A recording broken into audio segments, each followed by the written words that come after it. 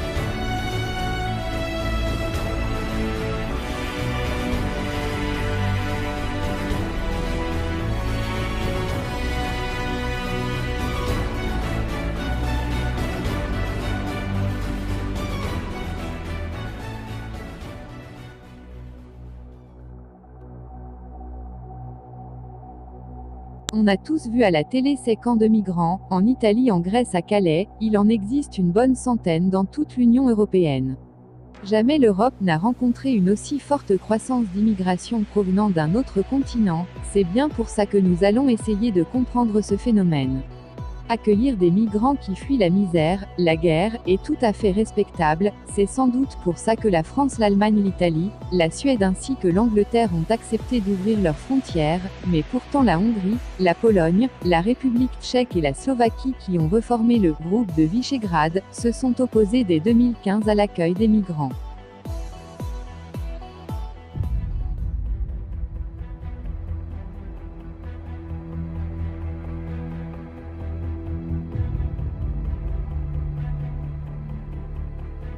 En y regardant de plus près, l'immigration qui arrive par bateau, à pied ou même dans les camps, ne présente ni femmes ni enfants, on peut faire le constat de la présence masculine d'une moyenne d'âge entre 20 et 30 ans, et c'est là que le sentiment que ces personnes fuient la guerre, les persécutions s'arrête ici.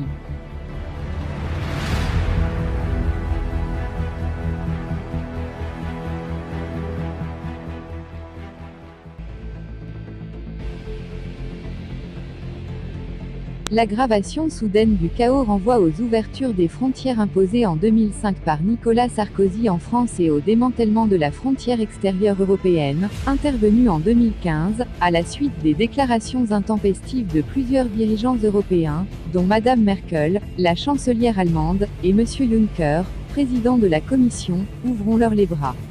Le flux migratoire sans précédent historique ne cesse de s'amplifier, après 1 million d'entrées en 2015, sans doute le même nombre en 2016 alors que plusieurs millions de personnes se pressant aux portes de l'Europe. Il est donc évident que ce flux migratoire est en réalité voulu par les autorités, il est donc même choisi en fonction du sexe de l'individu.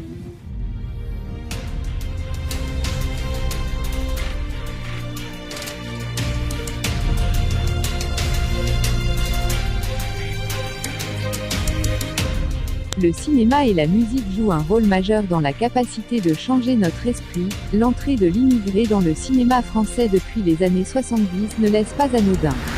Il nous offre des mises en scène de la diversité culturelle et ethnique, qui permettent de saisir le rythme des évolutions du statut de l'immigré au sein de la société française de la période des années 70 à nos jours, ou plutôt à saisir l'attention du français autochtone de façon à accepter la diversité dans son pays.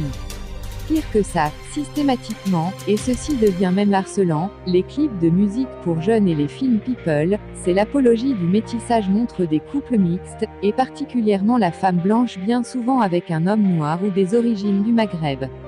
Si le constat était d'une immigration composée uniquement d'hommes, la propagande du métissage dont la femme se trouve elle blanche démontre clairement une immigration voulue et orchestrée par nos dirigeants.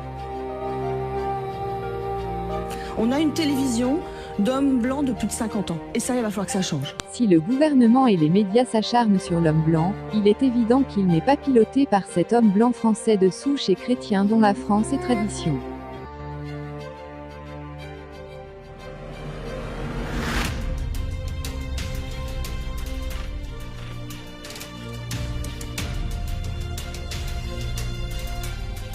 Les Juifs de France sont plus que jamais les Français à l'avant-garde de la République et de nos valeurs.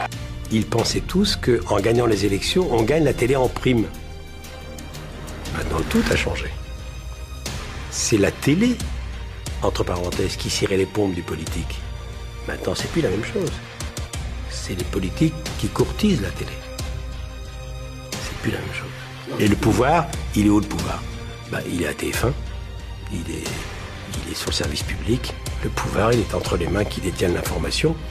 Toutes chaînes confondues, à plus forte raison TF1 qui est devenue une puissance considérable. Si la plupart des Français ne constatent pas une surreprésentation des Juifs dans les médias, c'est bien grâce à la ressemblance que les Juifs ont face aux Européens de souche, mais bien encore grâce à l'instauration de la société multiculturelle qui envisage être tous unis dans le même pays, mais cette société multiculturelle n'avait qu'un intérêt, la prise du pouvoir dissimulée par des personnes de confession juive. Si tout ça paraît complotiste, constatez de vous-même le cœur du complot avec un grand C.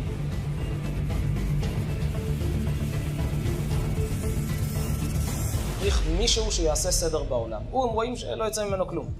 אז מי יעשה את זה?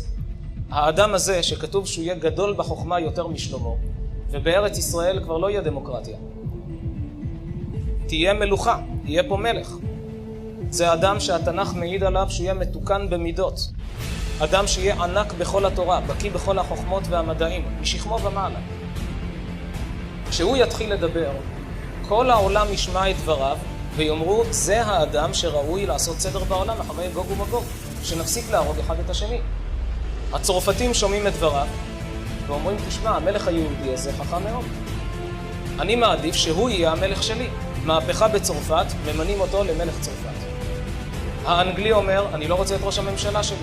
אני רוצה אותו, את המלך היהודי. מהפכה שלטונית, המלך היהודי נהיה מלך אנגליה. כך בארצות הברית, כך בגרמניה, בכל העולם. מלך יהודי שולט על כל העולם. יש מלך אחד על כל כדור הארץ. יש סיבה שאלה יהרגו את אלה. אז תהיה אחוות עמים אמיתית. כי יש מלך אחד על כל העולם. לפי דעתי זה שרואים היום באירופה, שנפלו המחיצות, מטבע אחד לכל אירופה. דרכון אחד אתה חוצה את כל אירופה. העיתונים משתמשים במילים שאירופה הופכת להיות מדינה אחת, וכל כמה זמן עוד מדינות מצטרפות לאותו ייחוד. זה חלק גדול מהתהליך שהקדוש ברוך הוא מכין את העולם לאחרית העולם. העולם מתחיל להתרגל. כל כדור הארץ מדינה אחת. אחוות עמים. אין סיבה שנהרוג אחד את השני, כולנו בני אדם. אלה גויים שומרים 7 מצוות, אלה יהודים יש להם 613 מצוות. באותה תקופה כתוב, והיה באחרית הימים. La grande Europe chrétienne, sa puissance et son influence dans le monde, tout ça doit être détruit pour laisser place au grand Israël. Une ambition de diriger le monde n'est pas à écarter. Effectivement appelés des Sayanim, des Juifs dans le gouvernement européen travaillent à la destruction de l'homme blanc chrétien pour arriver à une Europe maghrébo-négroïde. Une population dont Israël aurait plus de facilité à diriger. Aujourd'hui, Israël, ce pays inventé en 1947, est devenu une pieuvre qui a envoyé ses tentacules un peu partout dans le monde pour avoir un contrôle total sur des nations désormais menottées.